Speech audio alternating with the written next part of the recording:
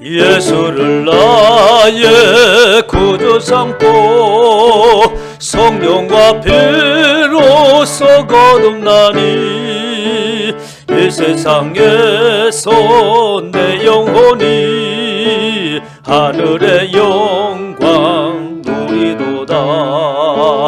이것이 나의 간증이요 이것이 나의 찬송일세. 나 사는 동안 끊임없이 구주를 찬송하리로다. 온전히 주께 맡긴 내 영 사랑의 음성을 듣는 중에 천사들 왕래하는 것과 하늘의 영광 보리로다. 이것이 나의 간증이요 이것이 나의 찬송일세. 나 사는 동안 끊임없이 구주를 찬송하리로다. 주 안에 기쁨 누림으로 마음의 풍랑이 잔잔하니 세상과 나는 간 곳 없고 구속한 주만 보이도다. 이것이 나의 간증이요 이것이 나의 찬송일세. 나 사는 동안 끊임없이 구주를 찬송하리로다. 주 안에 기쁨 누림으로 마음의 풍랑이 잔잔하니 세상과 나는 간 곳 없고 구속한 주만 보이도다. 이것이 나의 간증이요 이것이 나의 찬송일세. 나 사는 동안 끊임없이 구주를 찬송하리로다. 이 시간에 우리 함께 기도합니다. 하나님, 2020년도 한 해도 이제 2달 남았습니다. 성령 하나님 함께 하시고 복음을 전하게 하시고 두 가정을 세울 수 있도록 인도하여 주셔서 이곳이 주의 권속들로 가득 차고 믿음의 용사들이 일어나게 하옵소서. 코로나를 이기게 하시고 어떤 환경과 역경 속에서도 하나님과의 그 사랑의 관계가 끊어지지 아니하도록 성령님 붙들어 주시옵소서. 우리 기도의 제목을 가지고 주여 세 번으로 기도합니다. 주여 주여 주여. 오 할렐루야. 은혜로 오신 아버지 하나님, 지금까지 하나님께서 은혜로 인도하시고 여러가지 어려운 속에서도 지켜주셨습니다. 갖가지 아버지 하나님 자연적인 재앙들이 있었고 또 아버지 하나님 코로나로 인하여서 수많은 아버지 하나님 주여 사람들이 어려운 가운데 처해 있으나 하나님께서 붙드시고 인도하시고 보호하심으로 말미암아 우리 하나님을 예배를 멈추지 않게 하시고 하나님의 그 사랑의 끈 안에 매여 있을 수 있도록 인도하신 은혜를 감사합니다. 하나님이 우리는 아버지 사망 가운데 처했던 자들이요 우리 주 예수 그리스도로 말미암아 새 생명을 입은 자들이오니 하나님 아버지 나의 생명은 하나님 것이오매 내 스스로 아버지 하나님 지키는 것이 아니라 하나님께서 지키시고 보호하시고 인도하시는 것임을 깨닫게 하여 주시옵소서. 하나님 아버지 인생이 이제 사망 가운데서 건든받은 자니 이제 하나님 통으로 사는 인생입니다. 하나님의 영광을 위하여서 살게 하여 주시옵시고 저들의 모든 삶의 영역 안에서 그리스도의 향기가 드러내게 하여 주시옵소서. 올해도 아버지 하나님 주여 아버지 2달 남짓 남았습니다.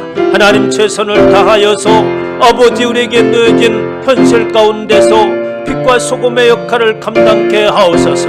어디에 있든지 그리스도의 향기를 드러내게 하시며 우리 하나님과 동행 근적들만이 주의 권속들 가운데 있게 하여 주시어서 살아계신 하나님 우리의 삶 가운데 역사하시는 하나님의 증거가 날마다 우리 가운데 있게 하시고 그 증거들을 증언해 나는 하나님의 귀한 원석들이 되어지게 하옵소서. 하나님, 내가 믿음의 용사가 되어지기를 원합니다. 복음의 입술을 가진 자가 되어지기를 원합니다. 나의 발걸음이 복음을 전하는 아름다운 발걸음이 되어지기를 원합니다. 하나님 아버지, 성령 하나님께서 날마다 함께하여 주시어서 하나님 아버지, 나를 통하여서 우리 하나님께서 이루고자 하시는 풍성한 생명의 결실을 거둘 수 있도록 하나님 인도하여 주시옵소서. 우리가 아버지 이 땅에서 상급을 바라는 것이 아니라 영원한 하나님의 나라 안에서 상급을 바라보는 귀한 권속들 되어지기를 원합니다. 또한 아버지 하나님, 이전에 하나님 아버지 믿음의 용사들이 세워짐으로 인하여서 하나님 아버지 그 어떠한 재앙도, 아버지 하나님 코로나도, 그 어떤 상황도 이겨나갈 수 있는 하나님 귀한 믿음의 용사들로 세워지기를 원합니다. 하나님 아버지, 또한 죄의 몸된 전을 아버지 위하여서 수고하고 헌신하는 모든 권속들 있습니다. 하나님께서 일일이 기억하여 주시옵시고 우리 하나님의 부요함이 흐르는 축복의 통로로 쓰임받는 은혜 역사가 되어지게 하옵소서.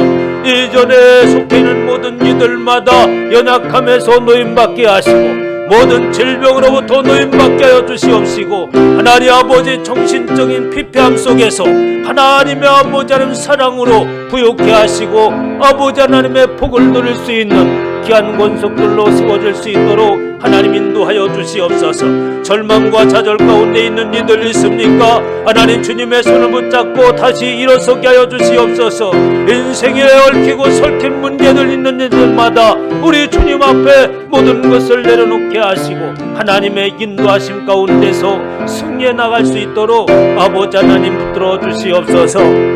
주님의 은혜를 감사를 드립니다. 하나님 아버지, 이 밤도 성령 하나님께서 함께 하시고 생명의 말씀으로 새롭게 하여 주시옵소서. 강건함을 잊게 하여 주시옵소서. 살아 역사하시는 하나님의 말씀의 능력을 경험할 수 있도록 인도하여 주시옵소서. 감사드리며 우리 주 예수의 이름으로 기도하옵나이다. 아멘. 하나님의 말씀은 열왕기상 12장 1절로 11절 말씀입니다.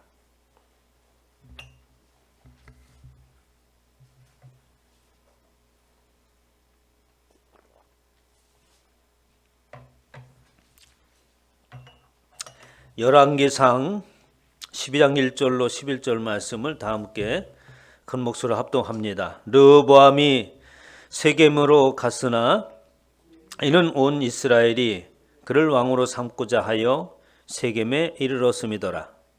느밧의 아들 여로보암이 전에 솔로몬 왕의 얼굴을 피하여 애굽으로 도망하여 있더니 이제 그 소문을 듣고 여전히 애굽에 있는 중에 무리가 사람을 보내 그를 불렀더라. 여로보암과 이스라엘의 온 회중이 와서 르호보암에게 말하여 이르되 왕의 아버지가 우리의 멍에를 무겁게 하였으나 왕은 이제 왕의 아버지가 우리에게 시킨 구욕과 매운 무거운 멍에를 가볍게 하소서. 그리하시면 우리가 왕을 섬기겠나이다. 르호보암이 대답하되 갔다가 3일 후에 다시 내게로 오라 하매 백성이 가니라.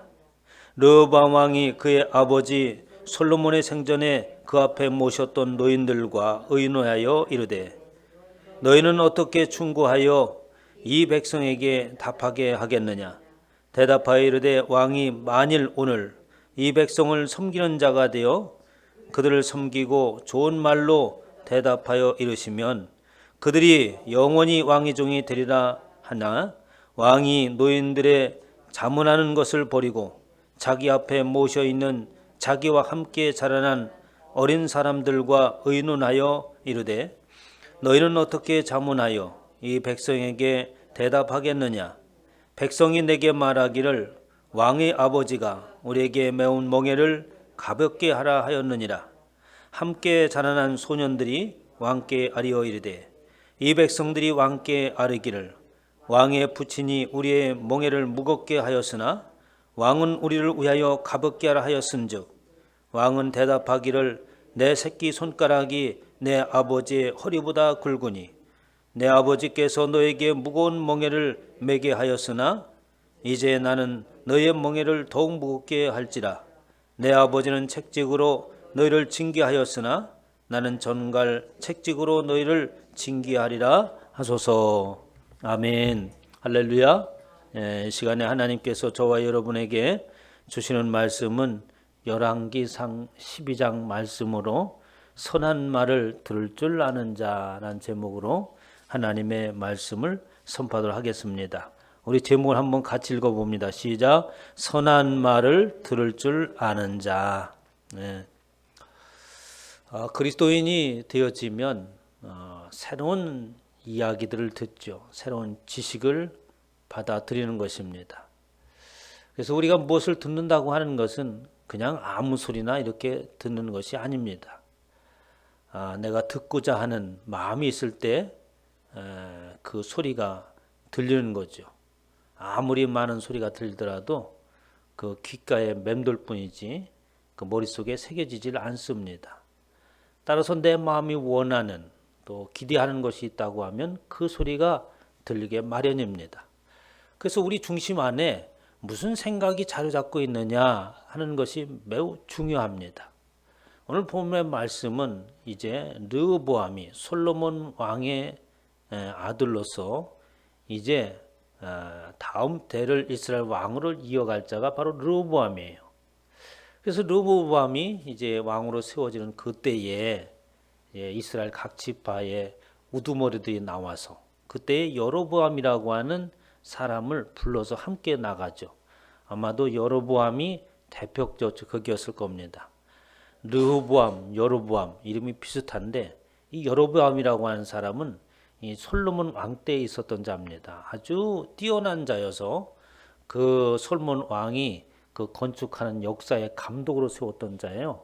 그런데 이제 솔로몬 눈에 벗어나서 애굽으로 피신하였다가 이제 솔로몬 왕이 죽자 그 뛰어남을 보고 그 이스라엘 백성들이 그를 불러왔습니다. 그래서 그를 대표로 세우고 르호보암에게 이제 건의를 하는 내용이 오늘 본문의 말씀입니다. 그래서 르호보암에게 건의하기를 그동안 선대이신 솔로몬 왕께서 많은 그 역사를 일으키느라고 이렇게 성전도 건축하고 솔로몬 왕도 건축하고 하느라고 많은 세금을 무겁게 하고 또 고역을 마치 노예처럼 이렇게 힘든 고역을 치러냈습니다. 그래서 솔로몬 왕이 이제 죽자 그 아들에게 이제 백성들이 그 아픔을 호소하러 온 거죠.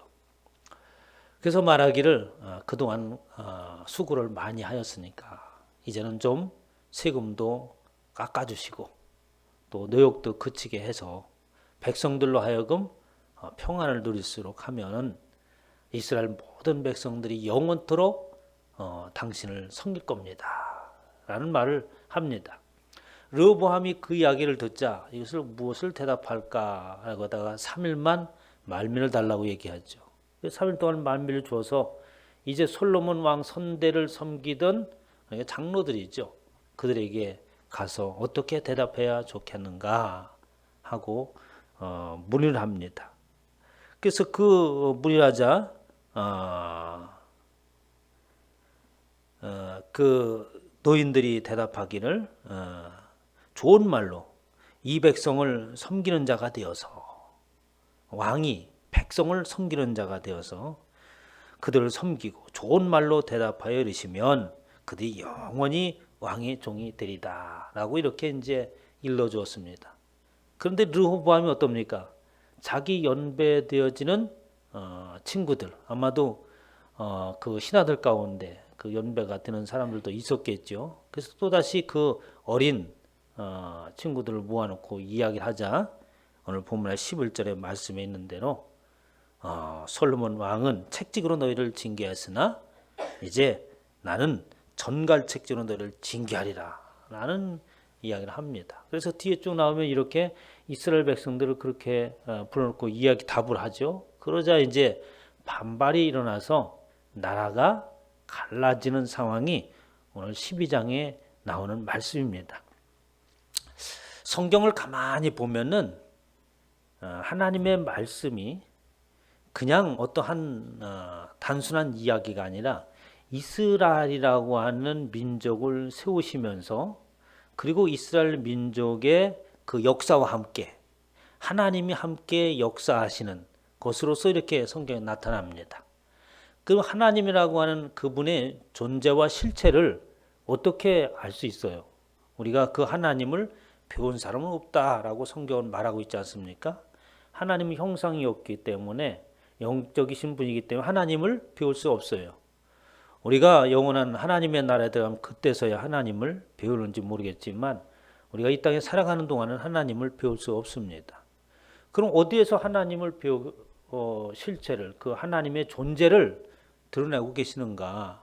그것은 이스라엘 역사를 통하여서 그리고 또 한 민족을 통하여서 그리고 작게는 저와 여러분의 삶을 통하여서 함께 일하시는 하나님으로서 그 존재를 드러내는 줄 믿으시기 바랍니다. 이스라엘 백성이 그렇게 역사와 함께 하시는 하나님, 그 역사 가운데 이스라엘 역사 가운데 일하시고 보호하시고 살피신 그 하나님의 역사를 통하여서 실체적인 하나님, 존재하시는 하나님을 드러냈고 오늘날도 역시 마찬가지로 저와 여러분의 삶의 영역 안에서 하나님을 의지하고 나갈 때에 살아계시는 하나님의 존재를 우리가 발견할 수 있는 줄 믿으시기 바랍니다. 이렇게 이제 신앙생활을 하면서 그렇게 하나님께서 함께 하시는 것을 몸소 체험할 때 우리의 신앙이 날마다 성장할 수 있는 것을 볼 수 있습니다.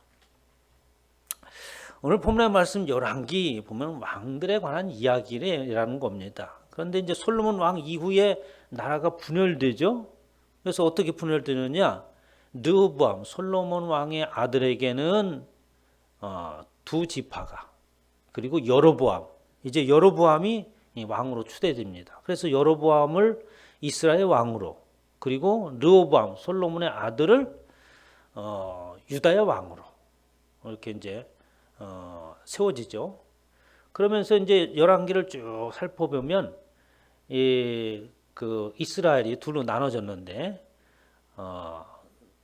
북이스라엘과 그리고 유다와 이렇게 해서 왕들의 이야기를 번갈아 가면서 이렇게 쭉 비교를 하면서 쭉 서술을 해놨어요. 그래서 실제적인 이스라엘의 모든 역사를 다 기록한 게 아니라 그 안에서 하나님께서 행하시고 그리고 하나님께서 이스라엘 백성들에게 하시고자 하시는 말씀에 중점을 두고 이 성경을 기록해 나간 거죠. 그래서 당시 이스라엘 왕들 중에는 그 영향력을 또 세계 각지 아주 펼쳐나간 그런 큰 왕들도 있었습니다만 그러나 그 왕들은 이야기는 아주 짤막하게 기록하고 하나님과 관계되어지고 하나님의 뜻과 관계되어지는 일 사건들을 중심으로 해서 본문의 말씀이 이렇게 기록된 것을 볼 수 있습니다. 그래서 이스라엘 왕들의 역대를 보면은 전부 다 북이스라엘이나 남이스라엘이나 왕들이 한 19 왕들이 쭉 있습니다. 그런데 이 르호보암의 왕은 다윗의 후손으로서 계속해서 한 왕조가 계속해서 이루어지죠. 그런 반면에 북이스라엘이라고 하는 이 르호보암을 통해서 세워진 10지파가 가진 그 왕들은 이 왕조가 9번이나 바뀝니다. 9번이나 바뀐다고 하는 것은 김씨 왕이 있었으면 반란을 일으켜서 이씨가 일어나고 이씨가 또 일어나다가 다른 또 성씨를 가지고 있는 왕조들이 생겨난 것이 9번이나 바뀌었다고 하는 거예요. 그러면서 그 왕이 바뀔 때마다 살해되고 아주 비참한 상황 가운데 북이스라엘이 쭉 해서 역사를 이어나가는 것을 볼 수 있습니다. 그러면서 이제 그 왕들이 세워질 때마다 왕이 등극할 때마다 꼭 기록하는 것이 있습니다. 그건 뭐냐면 여호와 보시기에 악하였다라든가 여호와의 보시기에 정직하였다. 여호와의 보시기에 정직하였으나 단을 제거하지 못하였고 라는 이야기를 계속해서 반복해 나가고 있는 것을 볼 수 있습니다. 열왕기하 17장 21절에 보면 이스라엘을 다윗의 집에서 찍어 나누시게 하매 그들이 느밧의 아들 여로보암을 왕으로 삼았더니 여로보암이 이스라엘을 몰아 여호와를 떠나고 큰 죄를 범하게 하매라고 하면서 이제 르호보암 솔로몬의 아들 그 다윗의 왕조를 이어가는 그 유다 왕국과 이제 여로보암을 통하여서 이제 새로운 이스라엘 열 지파가 이어가는 이스라엘이 있는데 이 여로보암에 주는 얘기는 뭐냐면 그 여로보암은 왜 그렇게 왕조가 바뀌고 그리고 그 나라가 멸망하게 되고 포로로 잡혀가게 되었는가 하는 이야기를 끝없이 계속해서 하는 이야기에서 그건 뭐냐면 여로보암의 죄를 인하여 그 여로보암의 죄를 이어받아 이런 얘기를 계속해서 합니다. 그래서 여로보암의 죄는 뭐냐? 방금 말씀드린 열왕기하 17장 27절인 대로 여로보암을 왕으로 삼았더니 여로보암이 이스라엘을 몰아 여호와를 떠나고 큰 죄를 범하게 하였다라고 하는 것은 여로보암이 무슨 일을 하느냐? 뒤에 오늘 12절 말씀 읽어보면 여로보암이 이제 열 지파를 가지고 이스라엘을 세우죠. 그러면서 이제 여로보암이 걱정거리가 생깁니다. 무슨 걱정이냐면 이게 내가 왕위를 계속해서 유지해야 될 텐데 어떻게 이 왕위를 유지할까 하는 생각을 하게 되죠. 그런데 그 이전에 하나님께서 여로보암도 열 지파의 왕으로서 이스라엘 왕으로서 하나님께서 세우신 것입니다.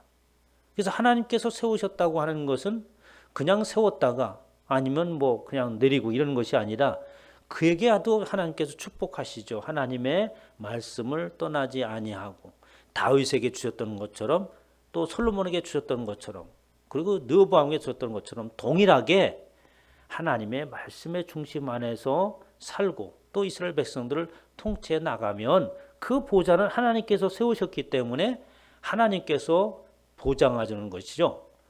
따라서 저와 여러분들이 이 땅에서 하나님께서 불러 세우셨습니다. 우리를 불러 세우신 것은 하나님께서 그냥 불러 세우시고 그냥 두시는 것이 아니라 그 세운 것은 하나님께서 보장하시는 줄 믿으시기 바랍니다. 그런 거예요. 하나님께서 세우신 것은 당신께서 책임지겠다는 말씀이 함께 있는 것이요. 그런데 여로보암은 그 하나님의 말씀을 잊어버립니다. 그 하나님의 말씀을 잃어버린 것은 뭐냐면 하나님의 말씀에 대한 중하게 여기지는 마음이 없었던 것이죠. 그래서 앞서 말씀드렸던 것처럼 우리가 뭔가를 듣는다고 하는 것은 내 중심에 무엇을 중요하게 생각하고 있는 것이 있느냐 하는 거잖아요. 그래서 내 마음이 어떻게 하나님의 음성을 들릴 때는 어떻게 하나님을 내 마음의 중심으로 삼고 하나님을 사모하는 마음이 있고 그리고 늘 우리가 하나님을 배우고자 하는 소망이 있을 때 어떻게 하나님의 음성을 듣는 거죠. 그냥 어느 날 갑자기 하나님의 음성을 들려온 게 아니라 내 중심에 중하게 여기고 있는 이 중심이 무엇이냐에 따라서 그의 음성이 들리는 겁니다. 여로보암이나 르호보암이나 솔로몬이나 다윗이나 다 동일하게 하나님은 사랑의 하나님으로서 저주를 하려고 부르시는 하나님은 없어요. 미련하고 우둔하여서 하나님을 경히 여기고 하나님의 말씀의 중심에 사로잡히지 아니함으로 인하여서 그 축복의 말씀이 들리지 않는 겁니다. 그래서 르호보암은 어떻게 합니까? 미련하고 우둔하니까 지혜의 답을 해주는 장로들의 말을 못 듣습니다. 여로보암은 하나님께서 이미 그에게 12지파 중 그것을 찍어서 너에게 10지파를 주고 왕으로 세웠다. 얼마나 그 축복받은 일입니까? 솔로몬 왕의 그 아들 르호보암은 단 2지파만 가지고 있는데 이 여로보암은 10지파를 하나님께서 주셨어요. 땅덩어리도 물론 크겠죠. 지파별로 분할을 했으니까. 그러면 그 하나님의 축복이 대단한 거 아니겠어요? 그런데 그 중심 그것은 뭐죠? 하나님께서 그렇게 하셨다는 말씀을 분명히 하셨고 그 이전에 선지자를 통해서 이미 얘기합니다. 여로보암에게 그것을 찢어서 너에게 주리라 하면서 그 표현의 예언을 통해서 옷을 찢어가지고 조각을 나누어서 주는 그런 예언을 하죠. 선지자가. 그 여로보암이 그런 걸 알았단 말이에요. 하나님께서 나를 세우신 것이나 알았단 말이에요. 그러면 그 왕위를 존속케 하는 것도 하나님을 의지함으로 그 왕좌가 보좌가 보장되어지는 것이죠. 그런데 이 여로보암이 하나님의 말씀의 중심에서 벗어납니다. 아니 그 안에 이미 하나님에 대한 중함이 그에게는 없었던 거죠. 그래서 그 소리를 들었어도 그것을 봤어도 잊어버린 겁니다. 그래서 이건 이제 내가 어떻게 하면은 이 왕좌를 지킬 것인가 생각을 해냈죠. 예루살렘에 성전이 있고 모든 이스라엘 백성은 절기에 맞춰서 1년에 3번씩 그 예루살렘을 향하여서 지금 뭡니까? 지금 메카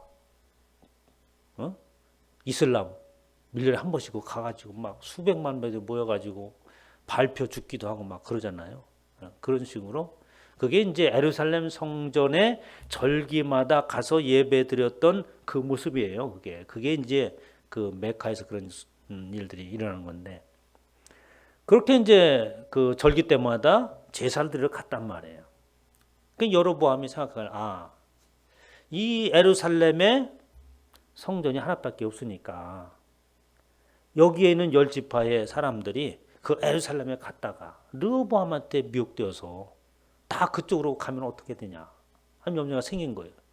그럴 법도 하죠.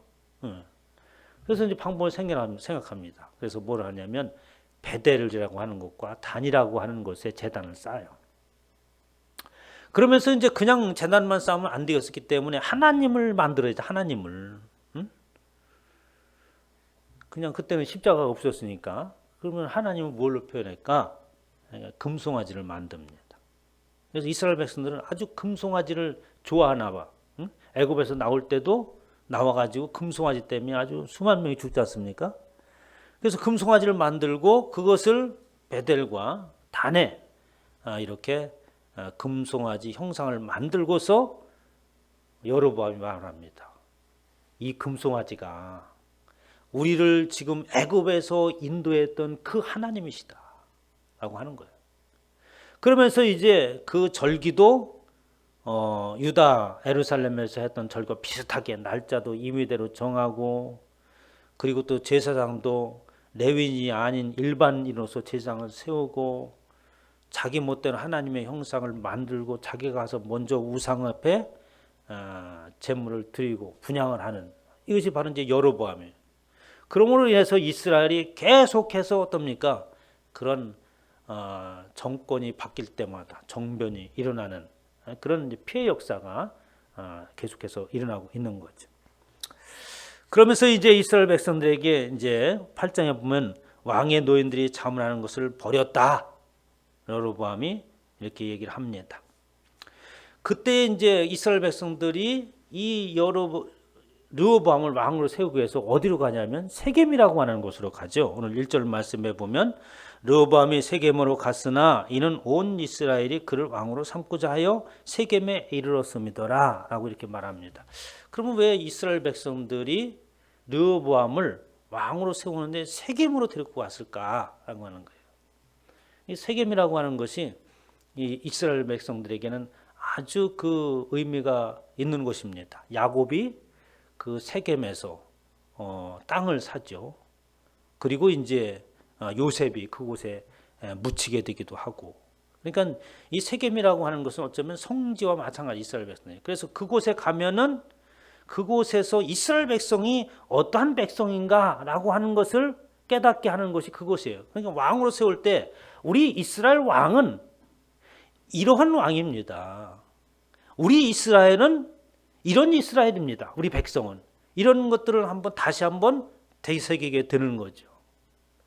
우리가 이제 교회 와서 예배드리고 그리고 이곳에서 찬양을 말씀을 듣는다고 하는 것은 뭐냐면 우리가 어떤 누구의 백성인가, 우리는 무엇을 위하여 살고 어디를 향해서 가는가라고 하는 것들을 어떻게 날마다 다시 인식을 하게 되고 또 그것을 벗어났다면 돌이키게 하는 그러한 역할을 하는 것이죠. 그래서 이제 세겜에 이제 모여들게 됩니다. 그 세겜이라고 하는 것은 그 야곱뿐만 아니라 쭉 보면 이제 여호수아에서도 역시 마찬가지고, 여호수아도 이스라엘 백성을 이야기할 때 어디에 모이게 하면 세겜이라고 하는 그곳에 모이게 합니다. 그래서 세겜에서 연설을 하는데 보면 여호수아서 24장 1절에 보면 여호수아가 이스라엘 모든 지파를 세겜원에 모이게 하고라고 합니다. 그렇게 우리 백성이라고 하는 정체성, 이것을 어떻게 다시 한번 인식을 시키는 거죠. 그래서 그리스도인이다라고 하는 것은 그리스도인의 정체성이라고 하는 것이 있잖아요. 요즘에 가장 심각한 것이 무엇이냐? 그리스도인의 정체성이 흐렸다고 하는 거예요. 도대체 그리스도인이 뭐냐? 예수 그리스도를 믿는 사람이 뭐냐라고 하는 거예요. 그래서 예수 그리스도인으로서의 정체성이 확고하다고 한다면 그 확고하는 것은 그리스도인으로서의 신념인 거예요. 그렇죠? 믿음의 신념입니다. 하나님의 말씀이 중심이 되어지고 하나님의 명령이 나의 삶의 모든 것을 다스리고 통치하는 그것으로 나의 정체성을 삼는 거예요. 그래서 그 정체성에 의하여서 우리의 삶을 살아가는데 나타나는 상황들과 모든 것들을 어떻게 판단하고, 그리고 내가 어떻게 행동할 것인가 라고 하는 것을 결정하게 되는 거죠. 그런데 그랬더니 이 정체성이 흐려져 버리니까 어떡합니까? 어디로 가야 할지 모르는 거예요. 어떤 상황이 발생하면 나는 어떻게 행동을 해야 되는가라는 결정을 바르게 못 내리는 것이죠. 그러니까 막 들려지는 소리에 의해서 이리 갔다 저리 갔다, 이렇게 했다 저렇게 했다, 이리 피했다 저리 피했다 합니다. 그것은 그리스도인으로서 아무런 도움이 안 돼요. 목적 없이 살아가다가 이리 치우치고 저리 치우치다가 인생 끝나는 겁니다. 저와 여러분의 생명은 하나님께서 붙드시는 줄 믿으시기 바랍니다. 확고한 인식이 있어야 돼요. 또 다른 인식은 뭐냐면 나는 덤으로 사는 인생입니다 라고 하는 거예요. 저와는 이미 죽은 자였습니다. 죽었다가 살아났으면, 그런 사람이 있다고 한다면 그의 마음의 각오가 어떨까요? 가끔 보면 그러면 나는 제2의 인생을 사는 사람이다. 나는 덤으로 사는 인생. 죽을 수밖에 없는 그 아주 극심한 질병을 앓다가 나은 사람들 보면은 그가 그 병에 있을 때에 이제 내 인생은 끝이구나 이렇게 생각했을 거 아니에요. 그러다 그 병이 나았어. 그럼 나는 덤으로 사는 거구나. 그럼 그때부터 그의 인생이 달라지겠죠. 그가 듣고 알고 있는 지식에 의해서 좀 더 바르고 나은 인생을 살려고 할 겁니다. 그렇지 않겠어요? 새롭게 살아났는데 이번 게 한번 못 해본 걸 해보고 그냥 막 즐기면서 살겠다. 이런 사람은 뭔가 의미 있고 이런 삶을 살고 싶어 하는 거예요. 그렇게 저와 여러분들 모든 삶은 사실은 사망 가운데 처해 있고 세파 속에서 휩쓸려 가는 자라고 성경은 말하고 있습니다. 그래서 우리가 복음을 전할 때 무엇을 전한다고? 생명줄을 젓는 자고 얘기하는 거잖아요. 우리는 죽음에 처해 있는 상황 가운데서 예수 그리스도로 말미암아 건짐받은 줄 믿으시기 바랍니다. 실제로 우리가 삶이 그렇게 죽음에 처해 있는 가운데서 건짐을 받았다면 우리는 어떻게? 제2의 인생을 사는 거 아니겠어요? 그렇게 나는 제2의 인생을 사는 자다. 나는 하나님의 백성된 자로서 나의 인생에 나의 생명 모든 것은 하나님의 주권 안에 있다. 이 두 가지만 분명히 가지고 있다면 세상에 두려울 거 없는 줄 믿으시기 바랍니다. 이렇게 살아야 돼요. 그게 세상을 이기고 살아가는 힘이요 용기가 되는 겁니다. 이것을 상실해버린 거예요. 안타까운 것이죠. 이스라엘 백성들이 그것을 다시 어떻게 세우기 위해서 세겜으로 모이는 겁니다. 있을 때마다 세겜으로 불러놓고 우리 이스라엘이 출애굽을 해서 아브라함 때부터 이삭과 야곱을 통하여서 이스라엘로 가더니 그 70인이 큰 민족을 이루고, 그리고 어떻게 그 애굽에서 나올 때 하나님의 놀라운 역사를 통해서 10가지 재앙을 통해서 애굽에서 우리를 놓아주지 않으면 안 되는 상황 가운데 몰아붙이시고 마침내 광야로 나가게 하셨다. 그 광야에서는 어떻게 우리가 농사진 것도 아니고 양을 기르는 목축지도 없는 그곳에서 하나님께서 만나온 메추라기를 통하여서 물이 없는 곳에서 반석을 여시고 하나님께서 우리에게 물을 공급하셨다. 우리의 인생은 하나님의 인도하심 가운데 살았다. 그리고 마침내 어떻게 가나안 땅에 도착하여서 여호수아를 앞세우시더니 이 가나안 땅을 점령하게 되고 오늘날 우리가 여기에 이르게 되었다 하는 이야기가 여호수아가 이스라엘 백성들을 세겜에 불러놓고 얘기하는 겁니다. 그럼 우리 민족은 하나님의 다스림 가운데 있는 것이고 하나님의 공급하심 속에 사는 것이고 하나님의 절대적인 주권 안에 있는 민족이다. 이런 의식을 불러일으킨 거죠. 이렇게 그들의 마음속에 그것이 있었음에도 불구하고 그것을 보고 친히 목격하여도 그는 어떻게 보아도 보지 못하는 것. 세겜에 갔어도 그 의미를 깨닫지 못하는 것입니다. 백성들이 들려주고자 하는 그 말의 의미를 어떻게 듣지 못하는 거예요. 우리 중심에 무엇을 가지고 있습니까? 하나님의 그 말씀의 중심 안에 있다면 그 소리가 들릴 줄 믿으시기 바랍니다. 그 소리를 우리는 들어야 되는 거예요. 그것을 듣지 못했다고 하는 것이죠. 그럼 이스라엘 백성들에게 말씀하십니다. 신명기 12장 5절에 보면 오직 너희 하나님 여호와께서 자기 이름을 두시려고 너희 모든 지파 중에서 택하신 곳인 그 계실 곳을 찾아 나가서 번제와 너희 제물과 너희 11조와 하나님 여호와 앞에서 먹고 하나님 여호와께서 너희 손에 수고한 일에 복주심을 말미암아 너희와 너희 가족이 즐거워할지니라. 그래서 어떻게 합니까? 이제는 하나님을 예배로 가는 것이죠. 그래서 여로보암이 그가 이 하나님을 예배하는 것을 하나님께서 정하신 그곳에 하나님께서 이름을 두시려고 한 그곳에서 어떻게 너희는 하나님을 예배라고 말씀을 하셨어요. 구약에서는. 그래서 아무 장소나 예배 처소를 말하는 것이 아니고 아무 장소나 단을 쌓아서는 안 되는 겁니다.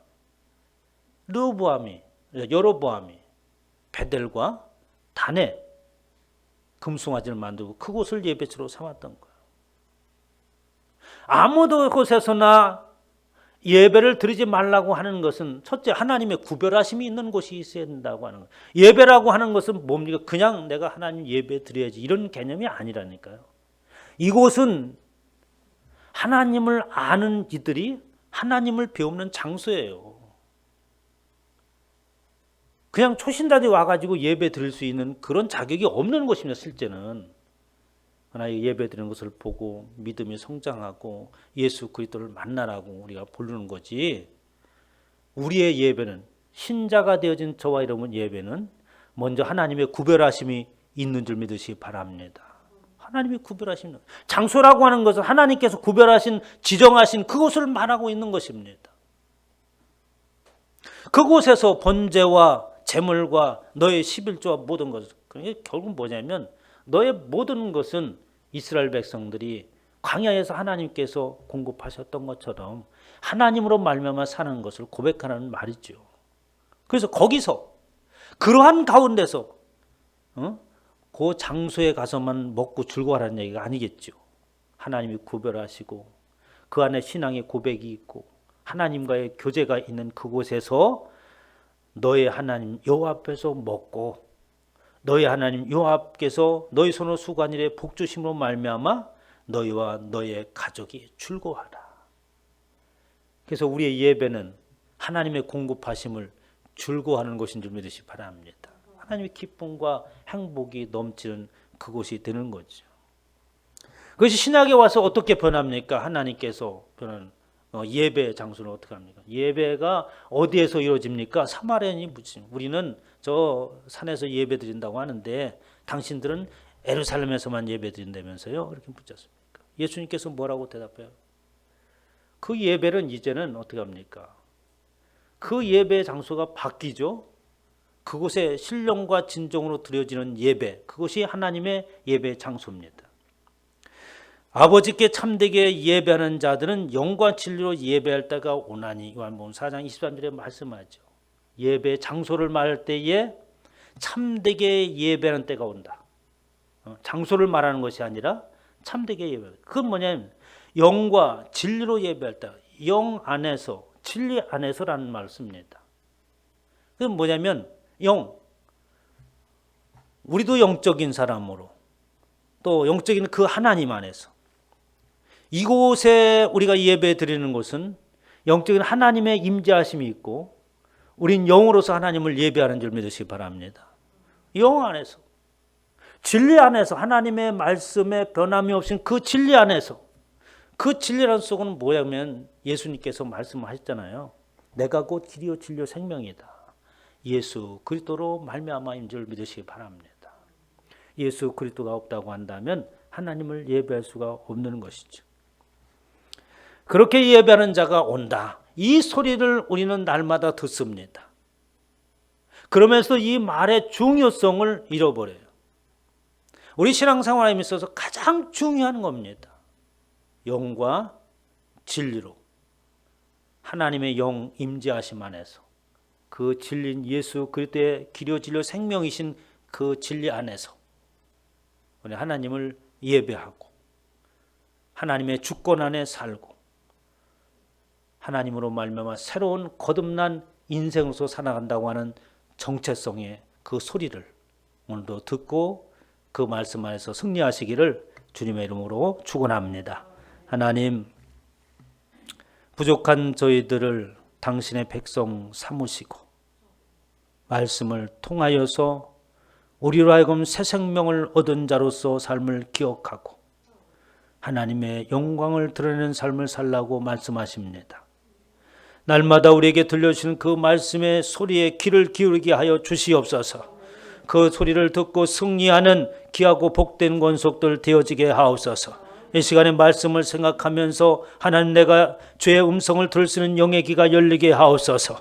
주여 세 번부로 기도합니다.